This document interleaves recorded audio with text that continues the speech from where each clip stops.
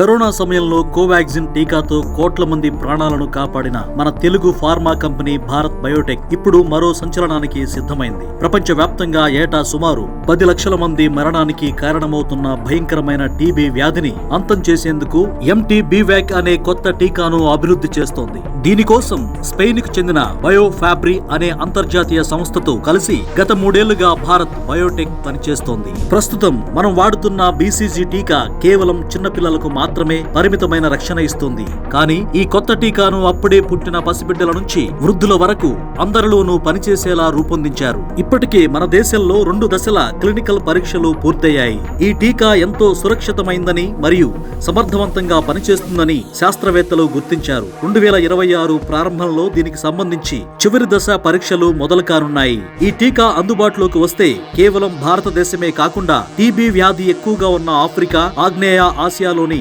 దాదాపు 70 దేశాలకు దీనిని సరఫరా చేయనున్నారు. అందరికీ ఆరోగ్యం, అందరికీ టీకా అనే లక్ష్యంతో తక్కువ ధరకే ఈ మందును అందించబోతున్నట్లు Bharat Biotech executive chairman doctor Krishna Ella తెలిపారు. ఇది అందుబాటులోకి వస్తే ప్రపంచ ఆరోగ్య రంగంలో భారత్ మరో అగ్రగామిగా నిలవడం ఖాయంగా కనిపిస్తోంది.